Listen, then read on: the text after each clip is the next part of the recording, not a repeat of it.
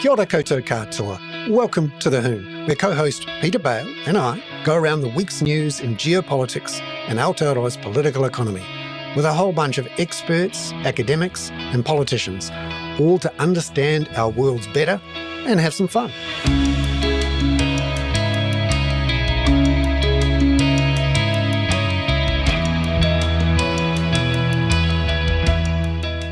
Tēnā koutou katoa. Welcome in, everyone. Welcome to the Hoon for Thursday, February the 19th. I'm Bernard Hickey, co-host with Peter Bale. The other co-host. If we have a co-host, I guess we have two co-hosts. Just possibly two, sometimes including Robert Patman, who certainly acts like he's a bloody co-host. How are you doing, Bernard? Very good, very good. You told me you were a bit knackered after some more travel. Where have you been? Down to Wellington or something? Yeah, well, I like to get in front of the Reserve Bank Governor and ask them some cooler questions about housing and interest rates and the economy, and that's what I did yesterday. Good. And also spoke to a bunch of other people who were telling me interesting things about what's going on in politics and the economy. That was fun. And so that involves a bit of travel, which isn't much fun. Although but you're good at it, and it's time you do need to go down there from time to time, but to sniff the breeze, which is actually kind of difficult in Wellington at the moment. So can we get the Reserve Bank Governor on? Did you think? Does she realise just how important you are, or how important you and your co-host are?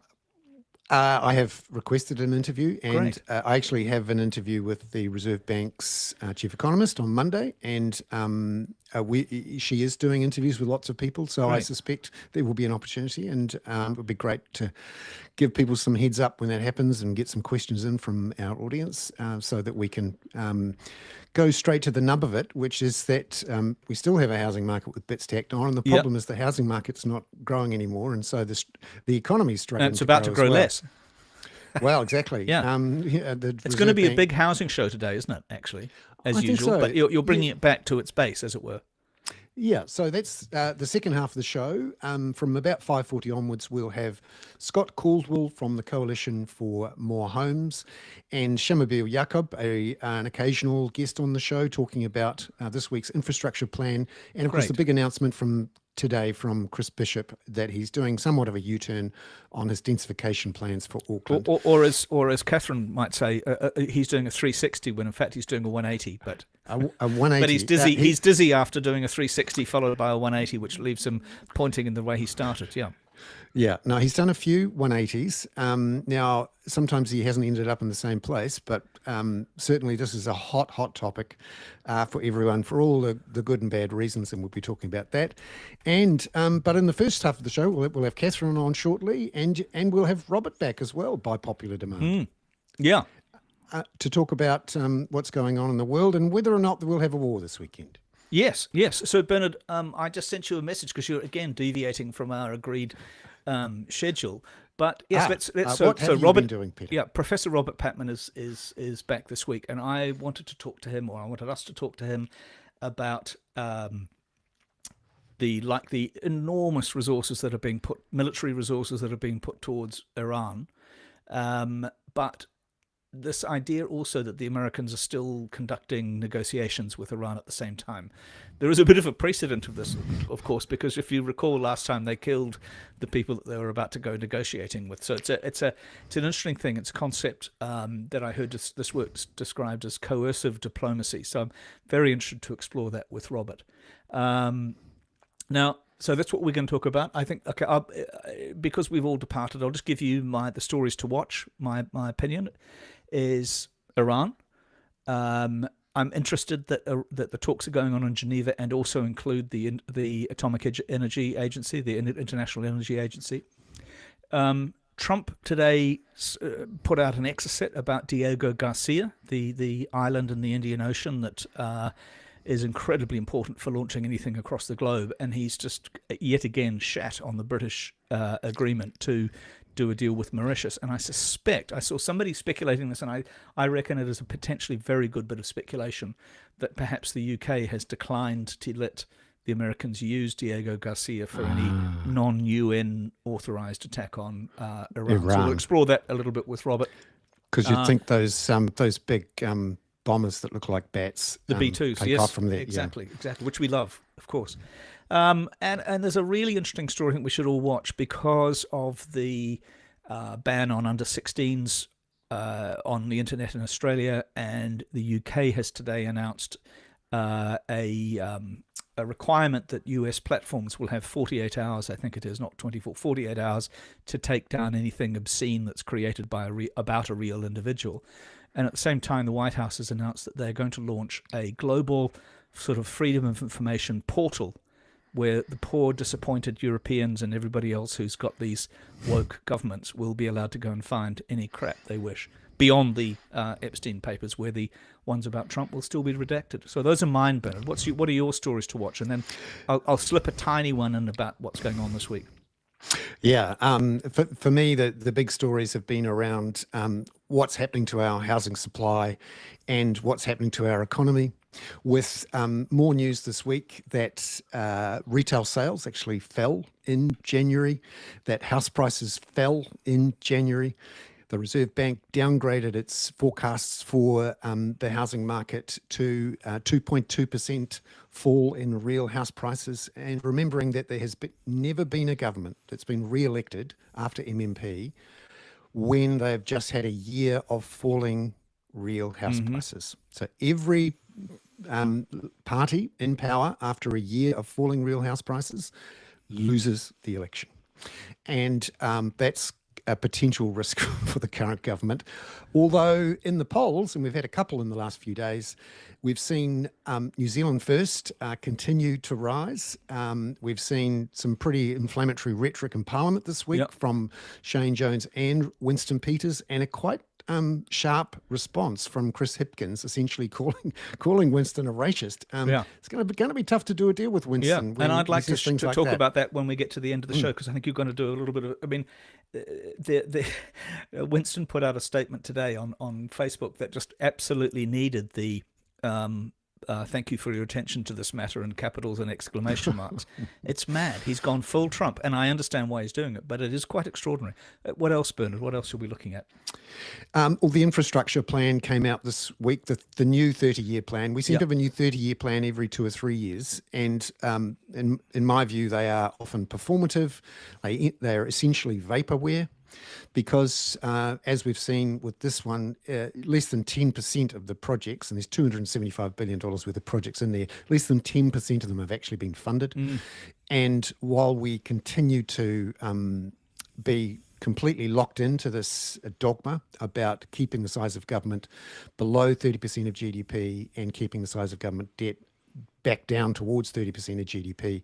There's no way we can have these projects. We can't have the nice things because they're too expensive, or we have to charge tolls for them, including the prospects of a $9 toll to go across the Waitemata Harbour, which the government very quickly had to hose down today, because the moment you start talking about tolls, voters get very nervous. But that's the problem. The government's entire strategy, and to be frank, so is the opposition's and Labor's, their entire strategy is based on user pays, and all of these projects mean user pays. And they are pretending that it's possible when the voters don't want it. Yeah. And there's good questions from the voters. Why should we pay each time for an asset that our parents didn't have to pay for each time? That they essentially, our parents were able to rely on the state's big balance sheet and a long time horizon to pay for it. What an interesting idea. I think there's a huge article in that there for you, Bernard. Are you doing a soliloquy, though, already about your little 5 quick bulletins to watch? It's a mini... It's a micro soliloquy. A micro-qui, yes. Yeah. Yeah. Excellent. But we've got Catherine Dyer about to join us. Have we? Is she actually there and alive, or shall I just tell you what I've been up to this week? The 2 things at the top that we'd agreed to talk about. Sorry. That's all right. Poor old Simon.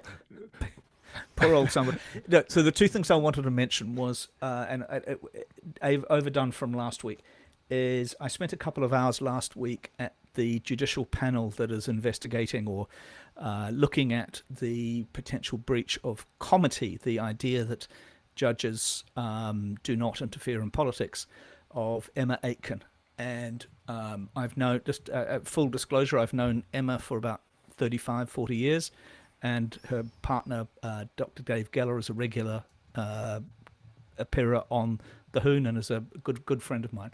It is an extraordinary case, and it was amazing only to spend 3 or 4 hours in there. but it's also semi-judicial. It isn't actually a court case, but it is definitely a judicial panel. She's the first judge to be arraigned in this way. And it was extraordinary to watch. New Zealand First, in my opinion, clearly wants to hang this person out to dry as an activist judge. On the other hand, it is also very, very difficult for the judiciary to deal with because they don't want to be in a position where they're perceived to be politically active. So it is really a very, very big story. And I was oddly in the company of a former member of the judiciary this week who said, thank God that the Tarrant case about the Christchurch Mosque had taken a little bit of the attention away from it, because it is a really important case. I don't think it's going to be very interesting to see, because there's a lot at stake, and New Zealand First is going to push, as we know, through the election, this activist judge aspect. But it is a bit of a tragedy that this person's career kind of is going to be punctuated this way. The other thing I did this week, Bernard, which was really terrifying, and I might have to have a little journalistic conversation with you about, and it's in the Listener this week, is I interviewed a hero of mine. Now, like you, I try not to have heroes, certainly not in journalism, but and they always say do not meet or interview your heroes.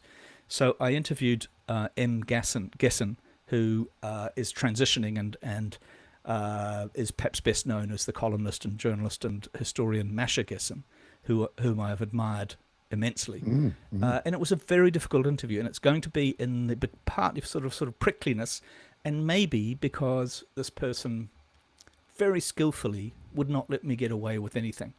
And so it's in the Listener this week, and the next issue of the Listener that'll arrive in subscribers baskets on Friday, I think it is, if you're a subscriber, and then over the weekend in your newsagents. But I think people might find it quite interesting. It is about the incipient fascism in Donald Trump's administration. It is about the weakness rather than the strength of Vladimir Putin. And I think for normal people, normal people of good faith, which is most of the Hoon listeners and certainly the Kaka listeners, they might find the descriptions about gender identity and what it takes for somebody to decide to transition a really interesting set of concepts, which I did, and I was right to be challenged by M. Gesson, but it was kind of tricky. And so hopefully the prickliness, but also the my determination to be straight up and honest about it, and M. Gesson's determination to be clear about it comes across. Great. So we look out for that in the Listener this weekend, and out on Monday as well. Yeah. Cool. Catherine, you fabulous creature. Hello. Great to see you, Catherine. It's lovely to have our expert on the climate back. We took a break last week, but the climate didn't take a break. It certainly did its changey thing. And currently, as we speak, I think Banks Peninsula is cut off, a big chunk of the Wairarapa after the latest storm. And there's still people who are without power in parts of the country after the storms. But I'm interested in a couple of things that have cropped up this week because increasingly we're starting to see people come out of the woodwork and call out the government on its refusal to even acknowledge climate change and its various policies that don't do much about it. We saw Michael Stiassny, who is certainly no green lefty in the world. He is, you could argue, New Zealand's most darkly dressed corporate undertaker. He's essentially New Zealand's most prominent liquidator and winder-upper of companies, but he's also the chair of Tower. And this week, in his departure speech as the chair, he said some pretty tough things about what's going on with climate change policy in New Zealand. But what did you think of them? Yeah, it was interesting. I mean, I did take note of the fact at one point he was quoted as talking about not being into too many woke subjects, and that as climate change was not just an environmental issue, but also a financial issue now. it kind of made it sound like, anything environmental was woke and anything financial was much more serious, which I did find quite entertaining. But he was very much talking about the fact that despite there having been a number of clear warnings and there being a lot of in particular data that's held by insurance companies, that is not that at a central government level that is not being taken into account very well. They're not preparing very well. They're not reducing the size of the risk in the future by taking action now, and just pointing out the availability of some of those some of that data as well that could be used by the government and is available to be accessed already by the government. Yeah, because this has been one of the techniques we've seen out of the United States, where the government there under Trump is much more aggressively saying climate change is a hoax and we're going to do nothing about it, and completely wiping the books of any sort of climate change policies, but are also, defunding scientific efforts, deleting research from the internet, all these sorts of things. I wouldn't call what we're seeing now in New Zealand as extreme as that, but there are some trends there. This week we got more information on the disbandment of the Ministry for the Environment. What are you seeing there? Yeah, it's interesting. I mean, there's obviously a lot of reason for concern because they're packaging it together with a ministry whose a super ministry, who it seems their primary objective will be growth. And so, a ministry for the environment, their primary objective is protection of the environment and conservation and looking at, so they're particularly worried about environmental impacts. And that is often at odds with, particularly short-term growth. It can have obviously serious implications for the environment. So when you merge those two functions together into one super ministry, there's a bit of a clash there. And it seems pretty clear, just looking at it from the outside, where the priorities are going to be laid. So even though the statutory responsibilities of the Ministry for the Environment, they say are going to be transferred across to a new environmental secretary, who would be, I guess, the highest public servant responsible for that, for those issues and reporting to the minister. Even though they say that those will be transferred across, it will be interesting to see what form that takes, those statutory requirements. But there's also, even if they are fully transferred across, there's still that concern that they just will lose their prominence within a super ministry like that. Yeah, it's going to be called the Ministry of Cities, Environment, Regions and Transport. It's going to be called MCERT. It's going to be right next to MB, which is the much, I think, unloved super ministry combining business, employment, immigration, innovation and training.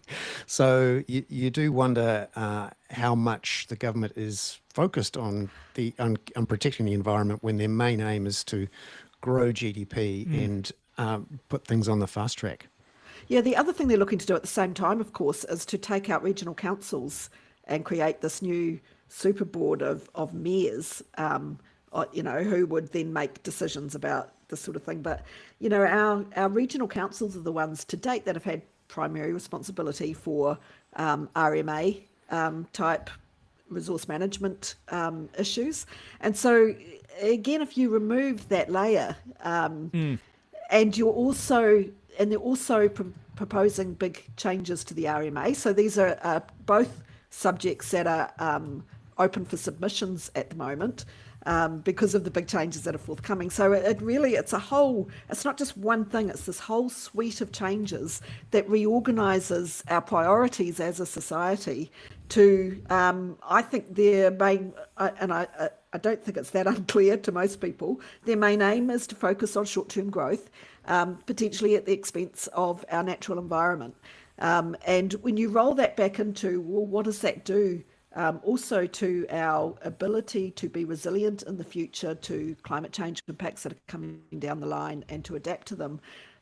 there's a question mark about, how that prepares us for that scenario as well. So, there's things coming in all directions that have an impact on both mitigation and adaptation.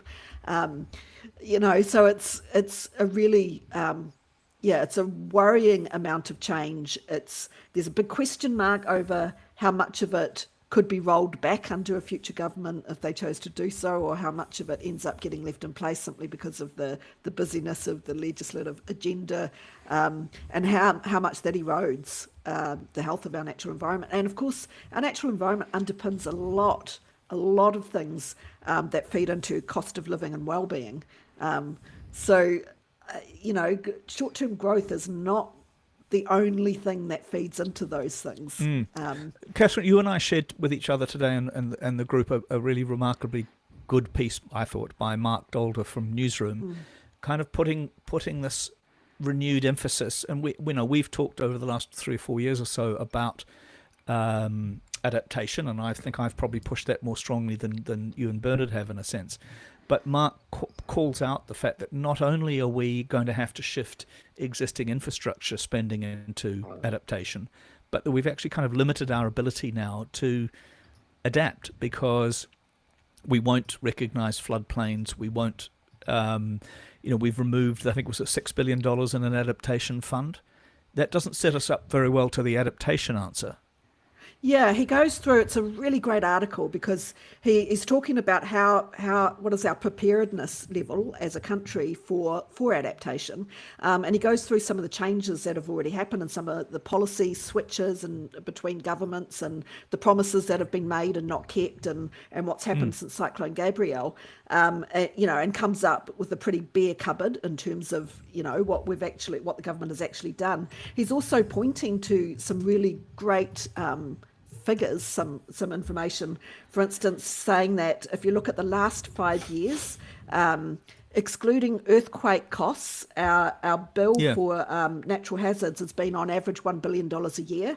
And the 5 years preceding that, it was a quarter of that. So it's grown 4 times just in the last decade from the average. Does that allow us to say, Catherine, because I saw somebody today saying, it's not global warming, it's the Tongan volcano and El Nino that are causing this.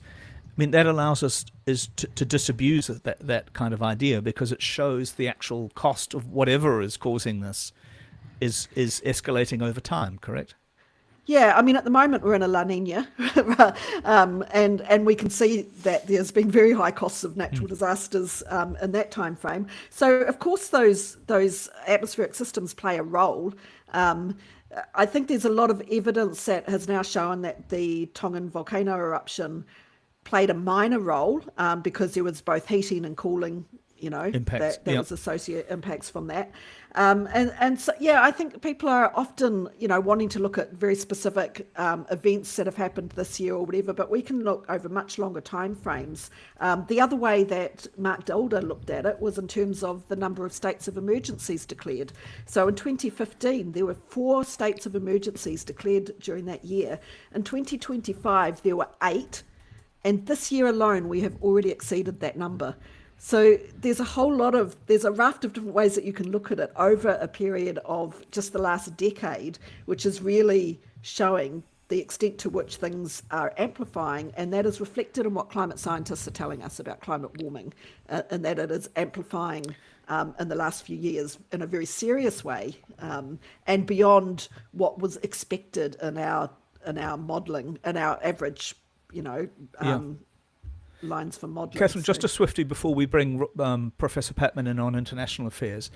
The decision by the US this week to effectively abandon all measures and rules around carbon emissions.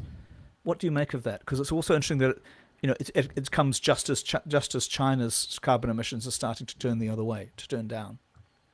Yeah, I mean, it's definitely the case that China's showing a lot of leadership in terms of, transitioning and addressing climate change. The US, I mean, obviously that's a bonfire of problems going on. Literally, there. Yeah. What you're referring to is what is sometimes has been called the endangerment finding, and that was something that came about, I think, during Obama's presidency, the endangerment finding, was the finding that climate change had impacts on and implications for human health, and therefore the EPA, the Environment Protection Authority, had a responsibility to regulate it. So they have now dispatched the endangerment finding, which takes away the EPA's power to do anything to regulate climate change, and that puts. I mean, at a federal level, at any rate, it just stops any kind of action from happening. Sounds like a bonfire. We better bring in Robert now. Thank you so much, Catherine. And I forgive me for using the word creature before. It was on the tip of my tongue for some mad reason. Wonderful to see you. Thanks for having you back. Great Professor to see you, Patman. Robert. Thanks, Peter. Professor Patman, great to see you. Are you on deck with us? Good evening. How Excellent. are you guys? Good, thank you. Yes, indeed. We've actually been fixed on our little chairs since last week, whereas you've had the chance to go and mark some essays and things and do whatever it is you do. I sent you some notes earlier about this concept, which I hadn't realized was. I heard Elliot Abrams, the former Obama era U.S. State Department person, talking about coercive diplomacy, and we're now seeing not only the armada of ships being sent towards Iran, but literally hundreds of air tankers being sent to Europe and F-16s being sent to Israel to assemble quite an extraordinary US military force around Iran. Meanwhile, we have negotiations going on in Geneva. Tell us about this concept of coercive diplomacy, where there's a stick held behind you at all times.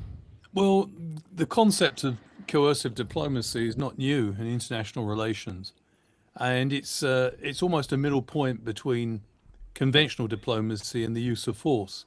It's basically coercive diplomacy is often mobilizing force with the possible threat of its use.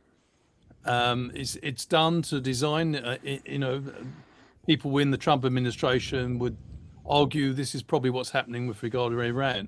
America is trying to mobilize the resources it has as the world's most powerful country to impress upon the decision makers in Tehran that they should conclude a deal on America's terms, or they could face war. But there's a number of pitfalls with coercive diplomacy. There's two immediately come to mind. First of all, it needs a very good intellectual grasp of the issues involved. And secondly, it's often difficult when you mobilize military force of this scale to retain control over the use of those capabilities. And that's a crucial problem for this administration. They may not intend to use force, but military organizations often act on standard operating procedures. Yeah, it's a little bit like that Chekhov thing that if a gun appears on the wall in Act 1, it's going to go off by Act 3, right? Well, it's also you lose control over what you've got out there. Yeah, and also navies and military organizations do have their own honed procedures over many years for dealing with particular scenarios, and so the Iranians may do something which is seen as unacceptable by local military forces near Iran and go ahead on the basis that the commander-in-chief would back them, when in fact the commander-in-chief may not have intended them to react in that way. Yeah. So you can see this is potentially a situation which could get out of control. There's ample scope for miscalculation Absolutely. on both sides when you use coercive diplomacy. Two questions before I hand over to Bernard, if that's right, Robert. I was intrigued that the UN's been completely left out of this discussion in Geneva with Iran. What's new? But the International Energy Agency is there, the nuclear regulator is there, and Iran has said officially that it is prepared to look at moving uranium out of the country and that kind of thing, but it will not stop its ballistic missile program. What do you make of this as a, we talk about this from time to time because it's right up your wheelhouse. What do you make about this from a diplomatic point of view and the approach to the UN? Well, first of all, the United States is making a demand which is selective. It's not saying to Germany and Japan, who both have been allowed to develop nuclear energy for peaceful purposes, that you can never develop nuclear weapons. Of course, though, none of those countries want to develop nuclear weapons. Iran is making the same claim. It says it wants to have nuclear energy for peaceful purposes, and it repeatedly says it doesn't want nuclear weapons. So what the United States and Israel are stating is that they cannot have a nuclear capability of any sort. So given that both Israel and the United States are nuclear powers, look through the eyes of third parties, this looks like a very selective application of diplomacy, and it's not underpinned by the legitimacy of the UN Security Council. Yeah, so they've bypassed it again. I mean, if you were Antonio Guterres in New York, presuming he's there, the UN Secretary General, you'd just be pulling what remains of his hair out, wondering how much more they're going to get bypassed. No? Well, he shouldn't be the only one pulling his hair out. The entire membership of the UN should be pulling their hair out, because the United States is acting in a way which is completely at variance with the UN. And the very least, the Security Council should be called an emergency session to discuss this situation.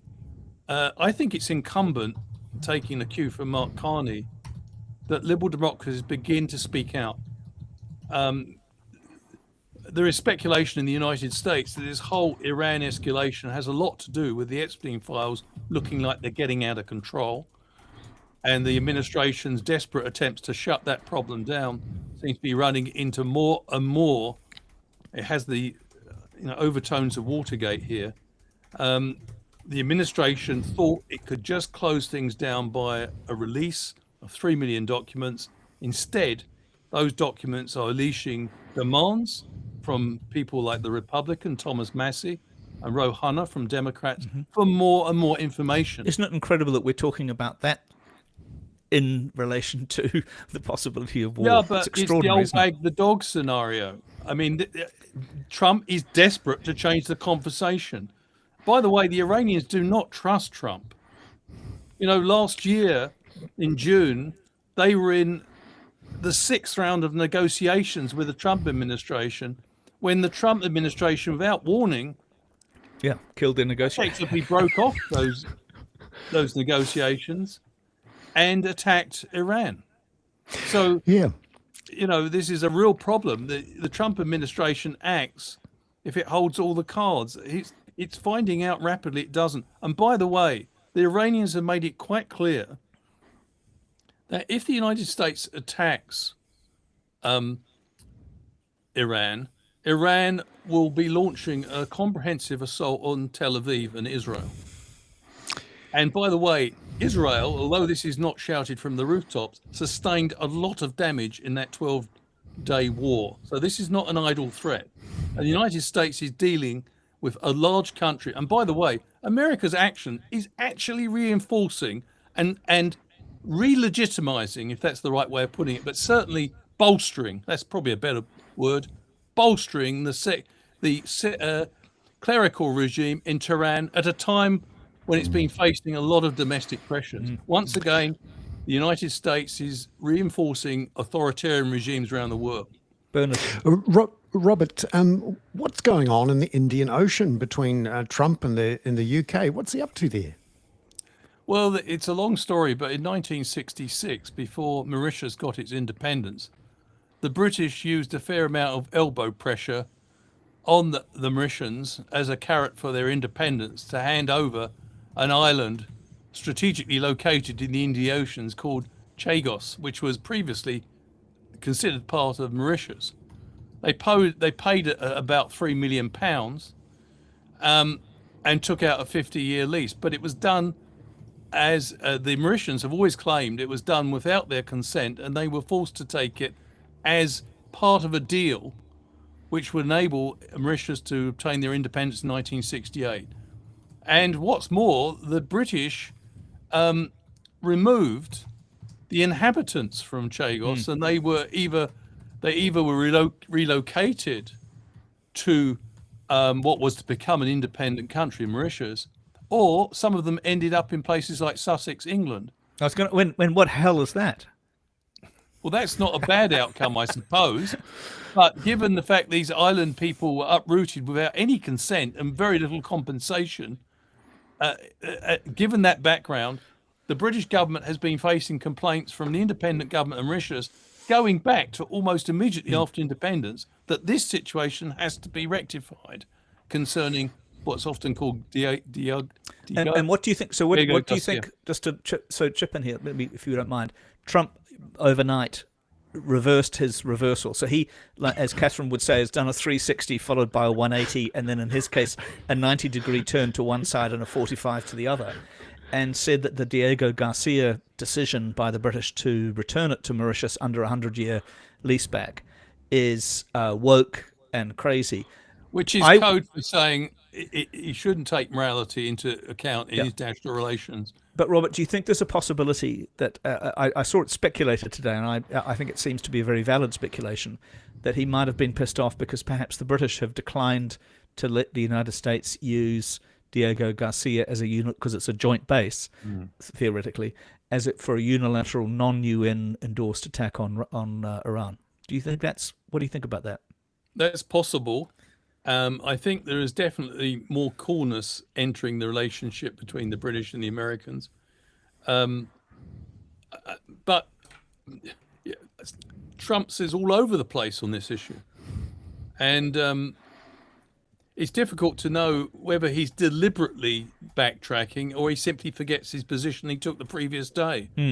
And it's all over the place. I mean, the United States 8 days ago, the United States officially supported the deal which the British have made to hand over the Chagos Islands to Mauritius, or not hand them over, but renegotiate the relationship and between Mauritius and Britain, and get a lease of 55 years for continued access to the base. So now Trump has come out with his famous, Britain's fallen prey to wokeism, but what's the alternatives to what he's suggesting? And is it not correct for Britain to recognise that he acted inappropriately in the mid-60s? Yeah, it's really weird for Trump to go down this line, given his long opposition to military interventions elsewhere, and his MAGA movement, which is now starting to splinter behind him, very much against so-called forever wars, along with the risk that if the Straits of Hormuz are shut down and this action goes on for weeks, you could see a spike in oil prices that causes all sorts of affordability problems for Trump. What do you see there and there's the political backdrop to what Trump's doing, but internally? Well, I think Trump finds himself in a very difficult situation where there's no good options. He's deeply alarmed about his poll collapse in the United States. The economy is not doing well. Tariffs have caused a lot of Americans to be very upset about the rising cost of living. After these are taxes on Americans. And in addition, there are signs that the rest of the world belatedly, or when I say the rest of the world, at least the other liberal democracies, are beginning to say no to Trump. And his whole strategy is based on bluff, the United States being the most powerful country in the world. No one disputes that. But I think, other liberal democracies are beginning to realize that the softly strategy that we previously discussed doesn't always deliver the dividends that were promised. And so Trump finds himself in a situation now where he has to embrace forever wars or the things that he rejected previously to try to win some brownie points. And unfortunately, Trump's now in a position where he may see a war with Iran as the least worst option. That is the most cynical thing that I've heard this week. Today, actually. Sorry. That's very good. Thank you, Robert. We don't ever think of you as being a cynic, but that is you're describing somebody else's cynicism. Professor Patman, thank you so much. It's always good to have you there, and we definitely put you on the spot, and the audience has appreciated it tonight. Thank you very much, Robert. Cheers. Thanks, Bye. Peter. It's time now to come back home, if you like. We've got two excellent guests who've been working very closely on these issues of our housing shortages, densification and infrastructure. Shamubeel Jacob, who is the Chief Economist for Simplicity, a long time and I think very excellent observer of what's going on with infrastructure in our economy. Shamubeel, welcome to the Hoon. Thank you for having me. Yeah, Shamubeel, a few years ago, you were involved in producing a really impressive report that came out with the announcement of the so-called medium density residential standards, which looked at the potential gains for future generations if we were able to build lots of new houses. And this is something that both Chris Bishop and the Labor Party at the time were keen on. Now, since then, that bipartisan accord has dissolved somewhat. But what did you make of the announcement today from Chris Bishop of a slight rollback, if you like, in those densification plans? Yeah, look, just on the MDRS report, there was actually my colleague Curtin Lees who did that work, yes, but it yes, was yes. excellent work, and I think it really showed the picture of how important it is for us to build enough homes so that we have enough choices for the people of New Zealand to live comfortably and for us to be able to have good lives. So absolutely. I think the speech today was very interesting in that there was a clear tension between the two camps of the National Party. The Bishop camp, which I think still really truly does believe in making more homes, more affordable homes for New Zealanders. We may not all agree with the detail of how he wants to do it, but I think the broad agenda still remains very consistent with what Phil Twyford started some years ago. And he acknowledged Phil in the speech. But I think there is a wider political economy aspect that's coming in where the backsliding has taken place. Clearly, the rich folk in the leafy suburbs don't want density in their backyards, and that is the pretext for why we're going to see that pullback. And that's what they want to see, that draft plan, before they can sign off the legislation. I'm a bit cynical when it comes to these kinds of things, and I think fundamentally it's an election year, and it's not politically palatable to have high-density housing next to rich people. Yeah, the changes to reduce the ambition, if you like, for potential extra capacity in Auckland from 2 million homes to 1.6 million homes, is that enough given the population growth that's going to happen over the next 40 to 50 years in Auckland? And are the homes, the 1.6 million, going to be in the right places given what we're doing with transport and what's happening with infrastructure on the fringes? Look, I'm actually quite optimistic that 1.6 million units can still be enough if we do it right. And so that 1.6 million or 2 million, whatever, they're always theoretical top end of if everything was developed. It was never going to be all of that. So in reality, it's always going to be a portion of their planned capacity. So as long as the PC 120, however it goes ahead, prioritize it in places where we're going to convert those upzone places into actual homes, I still remain confident that we will have enough homes. So, as you know, I was quite involved when the Auckland Unitary Plan stuff was going ahead, especially with the spin-off at the time. We had lots of fun. But the purpose behind it was we just needed to kind of get away from the old way of doing things and actually get some density in there. And the experience in Auckland has been if you enable the density, it will happen, but not as rapidly as people fear or not as rapidly as people hope. So the reality is it's on both of those kinds of things. It's a little bit slower than you'd expect. So 1.6 million still gives you quite a bit of upside. But the reality is that if you think about the future of Auckland, it can't stop at 1.6. We will keep growing because Auckland is the epicenter of New Zealand's urban future. So I think we will have to keep on adding to this over time. And we should think about this as policy that's incremental and sequential. This is still quite brave for a national government to pursue supporting a Labour government policy. Thank you, Shamubeel. I'd like to bring in now Scott Caldwell. Stay on, Shamil, too. Don't. Yep. Please don't go. as it were. I'd like to bring in Scott Caldwell now, who is the spokesperson for the Coalition for More Homes. Scott, lovely to have you on the Hoon. I perhaps see you as one of New Zealand's chief yimbies. You may not love that phrase, but we certainly need some yimbies What against does the Yimby NIMBYs. mean, Bernard? Yes, in my backyard. Thank As you. opposed to no in my backyard.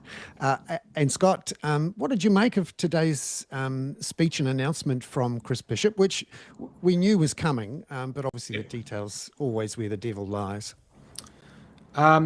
So, I mean, to me, the really important thing is, we sort of brushed on this a minute ago, is the difference between, plan-enabled capacity and feasible capacity. So, when we talk about 2 or 1.6, what we're talking about is if you built out every site to the height limit and to the boundaries, how many houses would there be in Auckland? And so, the 1.6 or the 2 are all very deeply theoretical numbers that will never happen. And feasible capacity is kind of like, okay, given the zoning, given the infrastructure, and given the commercial feasibility, what is actually likely to get built over the next 30 years? And my understanding, sort of what they alluded to in the speech today, was that because the new plan change compared to sort of MDRS world, because the new plan change is likely to continue focusing intensification around those rapid transit stations, around the city centre, around the town centres, is likely to actually deliver a similar amount of feasible capacity, even though it's got less plan-enabled capacity. And so there is a good story here, which is like, we haven't lost a ton, but sort of in terms of the cultural war, if you want to call it that, of the back and forth between the NIMBYs and the YIMBYs and what have you. I mean, obviously today is a sort of symbolic defeat, right? Certainly it seems like the boomers strike back, which is a bit sad. Yeah, Scott, I wonder, though, if, it's 3 steps forward and 2 steps back. I was in the room in 2016 when the Auckland Unitary Plan was supposedly passed. We learned after the fact that there was some last minute rearguard actions from the NIMBYs on the council, who managed to make sure that that Remuera, Grey Lynn, Mount Eden, and Epsom were excluded from the density moves.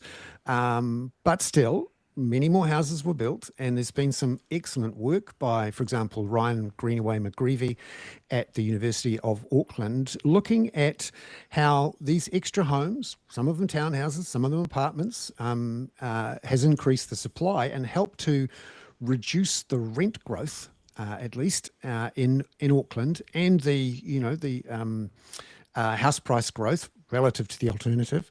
It's always tough to do counterfactuals, but it's very clear now, particularly if you look at it versus other parts of New Zealand, that the Auckland Unitary Plan really did make a difference. So do you see the opportunity here with this latest edition for rents to remain repressed and for house prices to be still under pressure? Yeah, I think, yeah, certainly it's still a big step forward for housing affordability. In some ways, Plan Change 120 picks up where Unitary Plan left off. Unitary Plan did do sort of wide-scale townhouses and these kind of things, often 2-story, some 3-story. And, as you say, the evidence is pretty clear that that's been great for housing affordability, but it sort of missed the inner suburbs of Auckland. It wasn't really thinking about transit-oriented development at that stage. That's something that's really become more prominent in the last 10 years. And so Plan Change 120 in many ways, gets into those special character areas a bit, gets around those train stations. And so I think I'm still quite optimistic about the plan, even though we have taken a bit of a bruising today.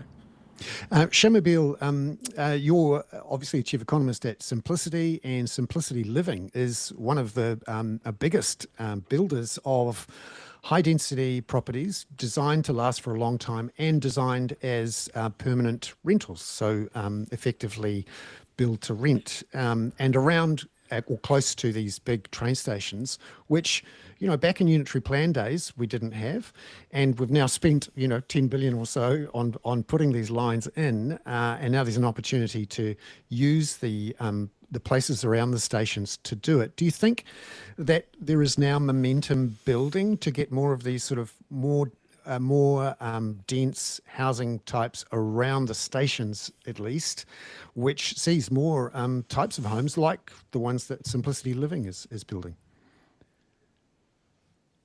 Absolutely. That was a big part of what Phil tried to do. That's what he kicked off. He wanted a lot more housing on the transport corridors and nodes, and then we got all caught up in what is a corridor and what is a node and all that kind of rubbish. But that's politics for you, right? And policy development.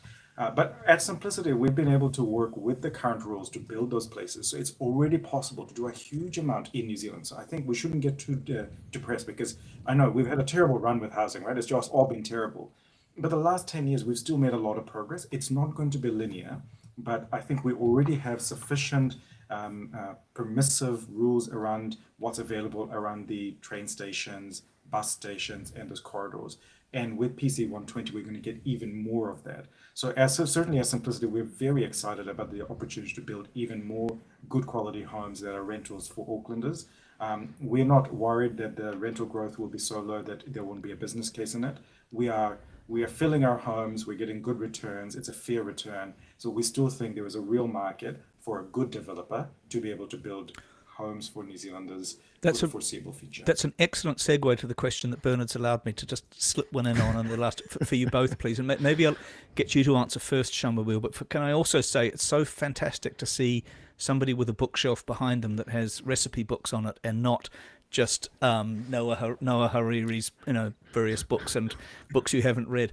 But to both of you, maybe starting with Shamil, I was really struck by the new Simplicity development down in Ascot when I went the other day to the Ellerslie Classic Car Show, I admit, yes.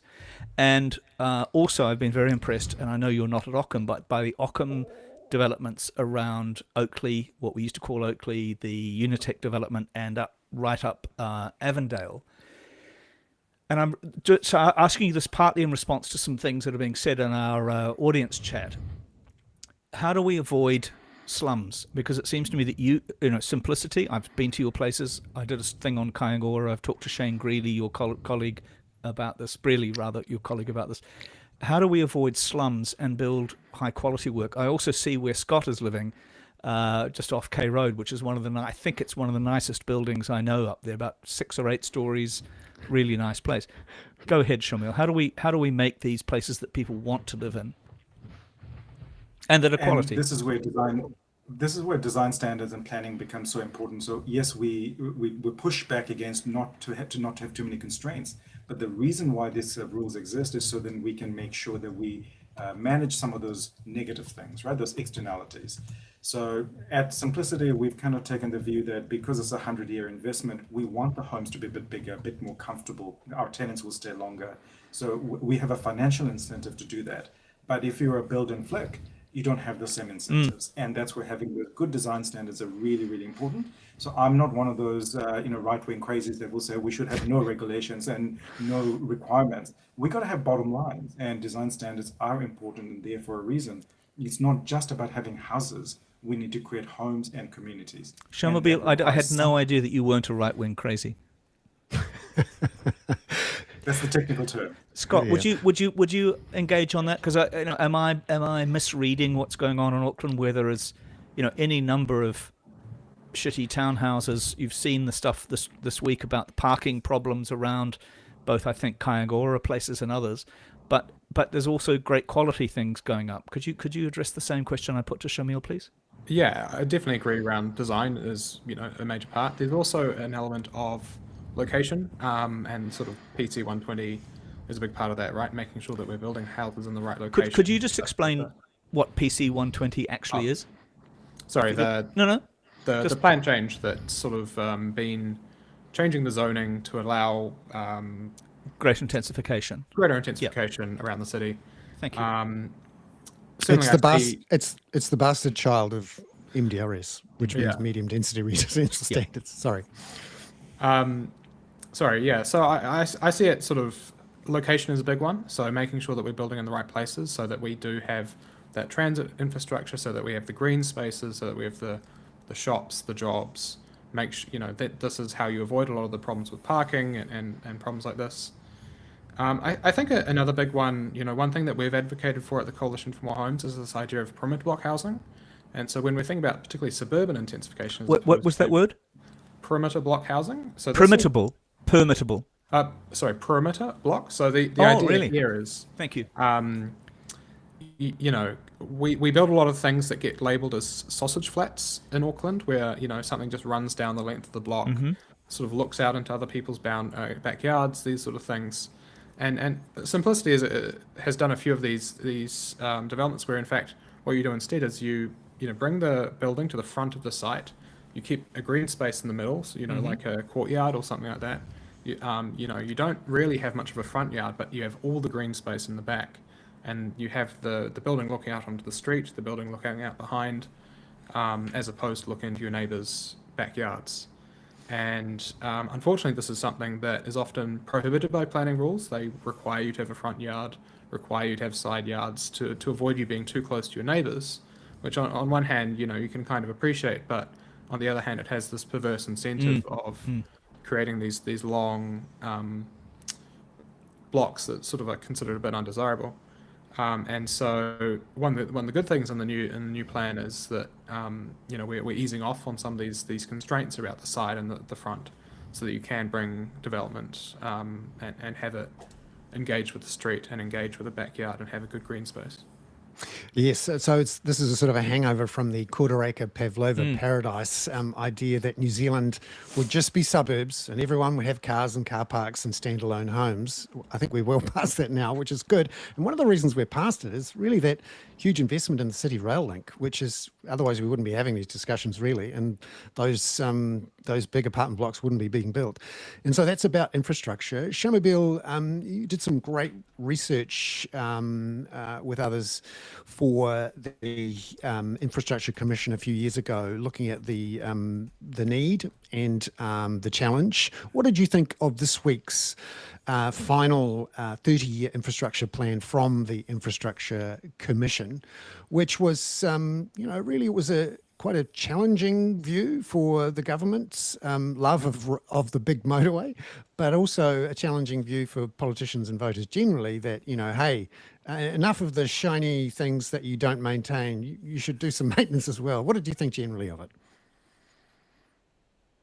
Look, I really liked it. I really liked it because it was a very grown up, grounded, evidence-based view of what is possible in New Zealand. I think what it put forward was if we want good quality decisions, and if those decisions are made transparently and we make them consistently and we build a social license over time, we can do things differently than the flip-flop we've been doing over a number of decades. My only criticism of it would be it was quite technical in its nature. It was very government focused, it was very, very top down. A lot of the politics and a lot of the pushback, as we have seen in Auckland, comes from the communities. That's the bit that hasn't quite worked. And we also know that the Infrastructure Commission can make as many recommendations as it wants. It doesn't mean they're binding, nor that they will be picked up. In fact, its last set of 68 recommendations, I don't know what kind of progress we've made on those.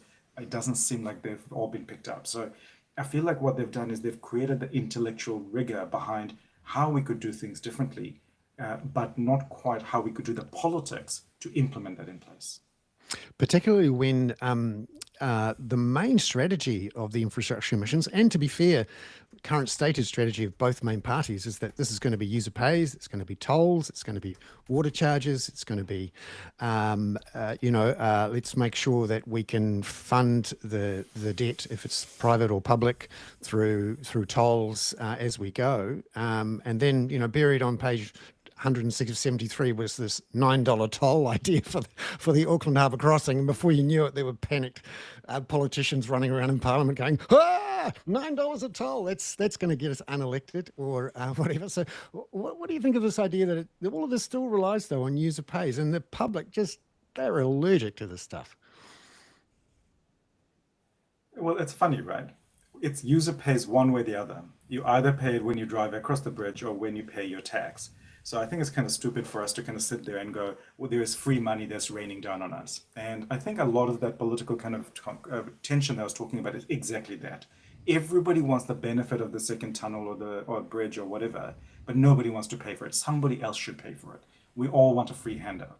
So it's the kind of unwilling to bear costs and share the benefits. So we are stuck in that place. And that's why I think that's where the tension lies in this report. It does a really good job of saying, here is how you might do it, but it doesn't say how do we deal with the losers from this. And the losers are going to be all of us, the users of this stuff, right? Because at the moment it feels like it's free. It's not free. We are paying either through real costs or through congestion or through pollution or whatever it might be. And I think therein lies the problem. So you're right. I think, when you look internationally, well, I lived in Melbourne, you had toll roads there that were $7 each way. So it's actually not that far off what it normally costs to use a toll access. That's the marginal cost of these bits of kit that are super expensive, not only to build, but to maintain. And I think that was, again, one thing that they did really well at the Infrastructure Commission. They keep on hammering home. We've got most of the stuff that we need. Let's make sure we look after that in the first instance and only build where we must the additional things. And they prioritize the social infrastructure in their recommendations, which I was really pleased to see, because I think we're going to need that in a big way. You look around the need for social infrastructure, not just in places like Auckland, but right around New Zealand. It's not just health, it's all the community assets that go with it. There's a huge amount of need that's coming, and I don't think we're prepared for that. We can't blow all that budget on just roads just because it's politically convenient. Shemuel Jakob, the Chief Economist for Simplicity, thank you very much for coming on to the Hoon. And Scott Caldwell, we could talk forever about this. Bernard certainly could, yeah. I know about this, but incredibly important. And frankly, I'm cheering you on, Scott, as the Yimby down in the trenches. Okay, Scott, looking at all this. Come on, and then I could later, and then in another day, and then I can ask you about 15-minute cities and all of the other things that I see from the dark right that who want to question us about this. But thank you so much for coming on, both of you. It's always great to have you, Shamiel. Thank you very much. And I'm dying to get that Stoked book, actually. I think that's another Al, not Al Green. What's his name? Al from Al Brown. I Al highly Brown. recommend it. Yeah. One, he's a lovely human, and the recipes are fabulous. Excellent. All right, we can compare recipe books soon. I'll put some behind me. Thank you, guys. Thank you very much. Thanks, Scott. Thanks, Shemuel. Great to see you both. Bye-bye. So, Bernard, we are not going to actually do a soliloquy, are you? Because we're going to go straight to I mean, you've done about 6 of them through the show. So yes. Shall I just do the skateboarding dog? Yes, please. It's a cracker. Or shall I ask you, you made a prediction some time ago that you thought like 2 years ago, that you thought Christopher Luxon could get rolled. Is there any chance of him getting rolled before the election? Yeah, I actually said there was a chance he'd get rolled before Christmas, and there was an attempt to roll him before Christmas, and he got away with it just, I think, because Chris Bishop actually was the stalking horse identified by the rest of the caucus. More of the stalking dray horse in his case. He was, but he was relatively weak with caucus because of this intensification stuff. He did not have the support of the suburban national MPs on the backbench, and so he eventually decided not to go for it. So I don't think he's going to be rolled before the election. Now it will be just death to do that. I actually think there's just as much of a chance that Chris Hipkins gets rolled. Yeah, interesting. Because I like that. I like that little toss in there, Bernard. Yeah. So shall I go to the skateboarding dog? Yes, please. Okay. So you and I, being journalists of some age, absolutely love puns, even though we know that they often turn the reader off. And the Guardian did a fantastic job today about the Czechoslovakian wolf dog that ran down the women's one of the women's ski races in Turin today. The headline that I liked was "Raise the Woof," but it also said, even if he had completed the entire race, Nazgul's time would not have counted, as he is male and a dog. Nazgul, who was a very good boy, is yet to comment on his performance. It was so silly and so lovely. It made my day in amidst the other crap that we have to wade through. Thank you so much, Bernard. Lovely to see you. Nice guests. and a cracking Hoon. Lovely to do another one for Thursday, the February the 19th. We'll be back again in a week's time. Ka kite anō. And thanks to the audience. Thank you.